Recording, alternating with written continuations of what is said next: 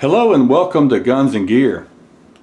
First off, let me apologize for my voice. I've been dealing with a pretty good cold here for the last 5 or 6 days, and my voice was actually pretty much gone, but it's starting to come back, even though I still have a little bit of a frog in my throat. But I thought I would make a video, or at least I wanted to make a video, discussing the guns that I decided to carry while I am recuperating from the injury that I sustained to my left arm. Now, as some of you know, I injured my arm. It's probably been over 2 months ago now. And from then until now, I have either had my arm in a cast or some type of a splint to try to isolate the arm and keep me from moving it this whole time. And that's either been in a sling, or right now I'm not using a sling, but the arm is still extended in a splint that prevents me from bending my arm at all. So my left arm isn't going to be very much help for me in the use of a firearm in a self-defense scenario. Now, as many of you already know, you need to practice different types of shooting when it comes to defense. We practice strong hand shooting and we practice offhand shooting. There's training that you can take that walks you through some of the skills that you need to build if you are actually physically engaged with someone and you produce a firearm to use it. And that's training that's important. That's also training, by the way, that I will say that when you practice it, you really need to do so with a partner so they can, for the safety aspect of it, kind of keep you from injuring yourself. At any rate, there are some issues that come up when you start thinking about using a firearm if you only have one good hand to use, okay, one good arm. So when I started thinking about that, as some of you may know that watch some of my videos, I have a few guns to choose from, so I have a variety. And I was thinking, do I need to change up the guns that I have normally carried for concealed weapon, for self-defense? And I began to think, well, you know what, I have some smaller caliber guns like 9mm and 38 specials, and that they may be a better choice for me right now because of the lack of recoil as compared to a 10mm or a 357 Magnum, right? But I figured the only way to really find out is to load up a bunch of guns, take them to the range, and shoot them myself, and kind of figure out where I'm at and what I'm comfortable with. And basically what I found out was some of these lighter guns and smaller caliber guns that I have that are excellent firearms and are excellent defensive firearms, like the Glock 19 and the Walther PPS, and I have a Smith & Wesson M&P compact 9mm. That's a nice little gun. I bought those guns for summertime carry a lot of times, where weight is a little bit more important because you may, because of the attire that you may be wearing. And the bigger, heavier guns are a little harder to conceal when all you're wearing is shorts and a t-shirt, things like that. But what I found out when I was shooting was that, yeah, some of those guns were a little bit easier to shoot. And what I mean by that was that they weren't as snappy when I'm only holding it with my one arm, and the recoil wasn't as pronounced. Therefore, it was a little bit quicker to get the second or the third shot off, and it's the time between shots that I was most concerned.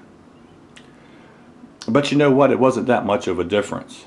And maybe that has to do with my background. I don't know. But it just didn't seem like it was that much of a difference to me. Now, my background as far as shooting competitions, is a lot of bullseye type competitions, and those are shot one-handed. Maybe that base has given me a little bit of an edge when shooting in a defensive drills or whatever with one hand. I don't know. I know that I'm not a master shooter by any length of the imagination, but on the same token, I feel that I have a competence to defend myself with a firearm. So I really didn't change up the guns that I normally carry. And these are 4 of the guns that I have carried since I've injured my arm. And yes, the first thing you may notice if you follow my videos is I don't have my Smith & Wesson M&P 45 compact that I have really carried a lot in the last year and a half or so.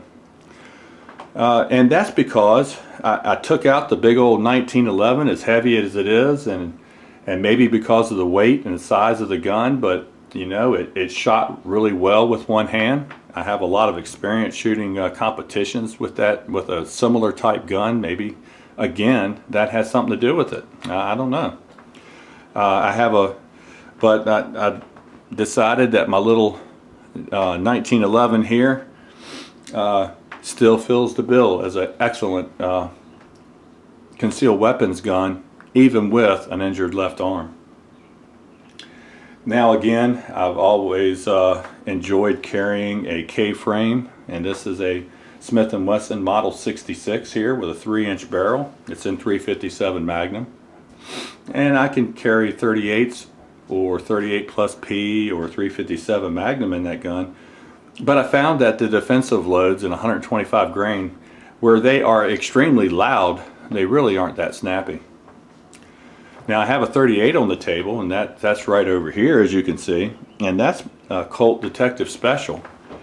And I've done a video on that before, and it's an all-steel gun, and even with 38 plus P loads, it doesn't really seem to have that much recoil, and it's a kind of a small gun. It's a little bit wider than a J-frame, but in that same realm of size, and so it makes a nice little pocket gun to carry.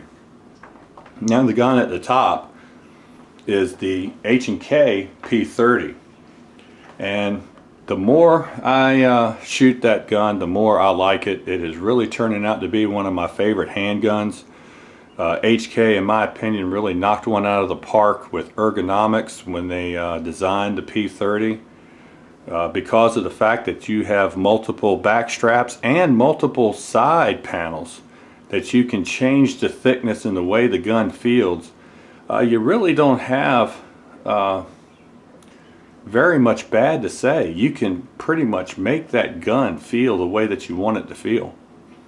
And as far as the operation of the gun, it's an extremely accurate gun. It's very dependable, and I tell you, I'm really liking the HKP 30. Well, that's pretty much all I really wanted to talk about.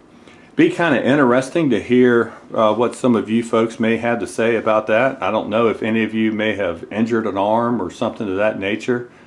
It can become for me, it's an inconvenience. It's not by any means a disability or anything, as some of our fine folks have found themselves with a disability of maybe not being able to use the arm at all. Mine, I'm just inconvenienced for a little period of time, and I thought I would open up a discussion. So please feel free to comment. Would like to hear what everyone has to say.